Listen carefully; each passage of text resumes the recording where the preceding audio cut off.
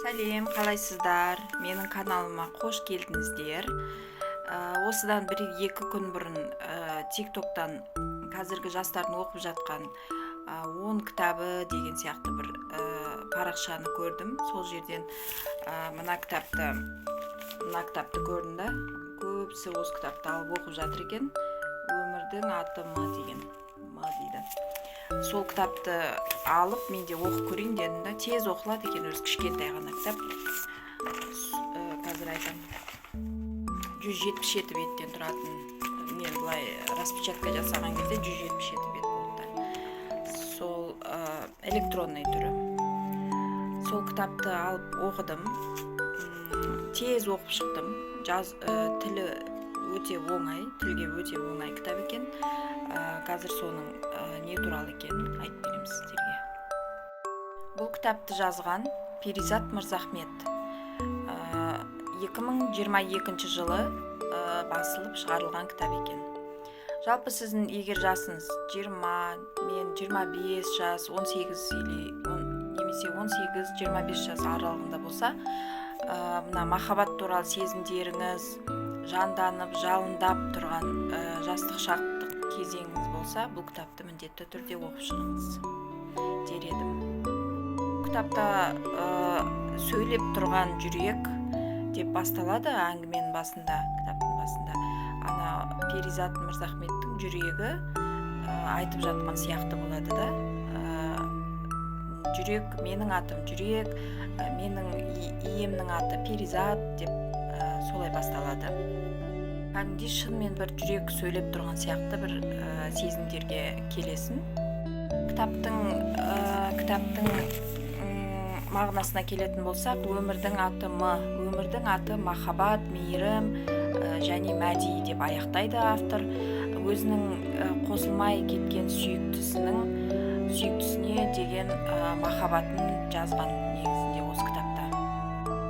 Жалпы Перизат өмір бойы махаббат пен мейірімді іздейді деп жазылады.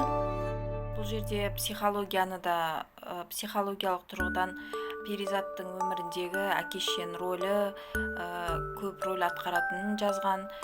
Бұл Перизат көп психологтарға барған, өз-өзімен көп жұмыс істеген, бірақ жаңағы шешесінен жылулық көрмеген, өзінің әжесі асыраған, өзінің бойына талай комплекстерді жинап алған қыз кейпінде емес, енді шын өмірде солай жазылған дейді. Бірақ қанша солай әке-шешесін Перизат сонда да ақтап алуға тырысатын. Мен ешкімге керек емеспін, мені біреу таңдаса екен деген сияқты ойлардың жетегінде көп уақыт жүреді. Перизат Қарағандының тумасы. Қарағандыдан Алматыға телевиденияға жаңағы жұмыс істеуге барамын деп бір сумкасын алып, арман қуып Алматы қаласына келеді. Сол жақта жүріп, өзі бір жігітті кездестіріп, ол жігіт концертке шақырады, киноға барады, гүлдер береді, ол жігітпен кездеседі. Сөйтіп Перизатты ол жігіт 27 жасында алып қашып кетеді. Алып қашып кетіп әкеледі.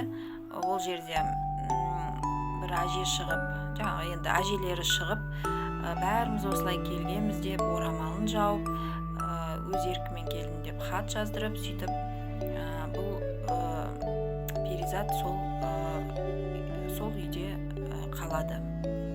Жаңағы Орынбасар деген жігітке күйеуге шығады.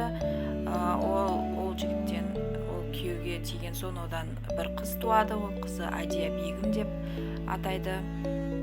Сөйтіп жүргенде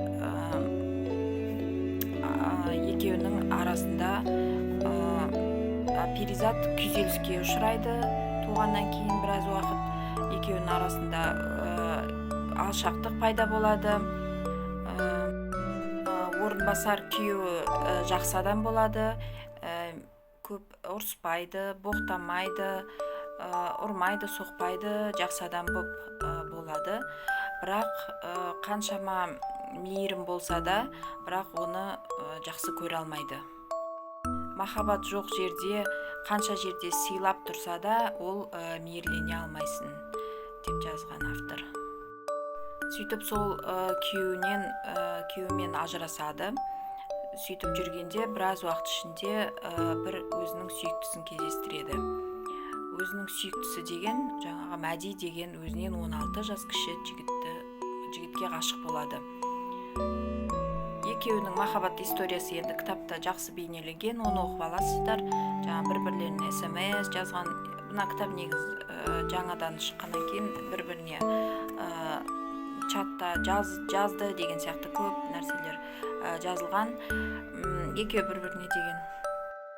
Мәди мен Перизаттың арасында қуана кездесу, шексіз армандау, бірге армандау, шексіз қуану, қимай қоштасу сияқты сезімдерді Перизат Мәдиден тапты. Бірақ соңында өкінішке орай екеуі қосылмайды. Мәди анасының Перизатты қабылдамайтынын айтып, соңында екеуі қосылмайды. Бұл оқиға арқылы жұртты ажырасуға үндеп жатқаным жоқ. Бар болғаны тұрмысқа шығардың, үйленердің алдында біреу үшін шешім қабылдамаңыз дегім келеді деп жазды кітабында.